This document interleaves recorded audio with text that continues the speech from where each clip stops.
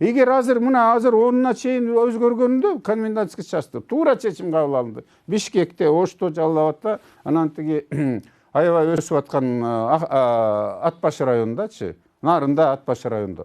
Бул туура чечим болду. Себеби кечиресиздер, адамдын ден соолугунан кымбат эмне бар? Биз аны азыр аяйбыз. Бул базарларды ачып ийели деген менен эртең канча киши ооруп калса, кайра дарылаганга канча каражат керек болот? Элдин ден соолугун биз эчтеке сатып ала албайбыз да. Ошон үчүн биз дагы өзүбүздүн ниетибизди, пейилибизди оңдочу маал келди, урматтуу көрөрмандар. Бири-бирибизди эле жамандай бербей, өзүбүздөн баштайлычы. Көңүл бөлбөй жүргөн балдардын шыгын, болгон талантын азыр үйдө отурганда карайлы, колдойлу аларды. Жакшы жагында коронавирустукун алалык. Жанагыдай чыгым, ашыкча чыгым, ысырапкорчулуктардан алыс бололук.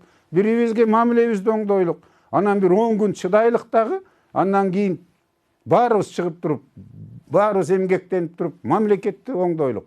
Мына беда в одна не приходит дейт. Мына жер титирөөлөр болуп атат. Адам заты дагы канчалык ушул табигатка мыкаатчылык менен мамиле кылганбыз. Азыр ошол жооп берип атат. Андан сырткары биз белибизди бекем буушубуз керек. Бул заман азыр бүт дүйнө жүзүндө ошондой болду. 1 миллиондон ашык киши ооруп атат Америкадачы. Мына 247 миң киши өлүптүр. Анын почти жарым Америкадан болуп атат, Европадан болуп атат. Өзгөчө биздин мамлекетке бул өтө керектүү болот. Мына Тажикстанда жок деп атты эле коронавирус чыгып атат аларда дагычы. Эртең Туркменистандан чыгат.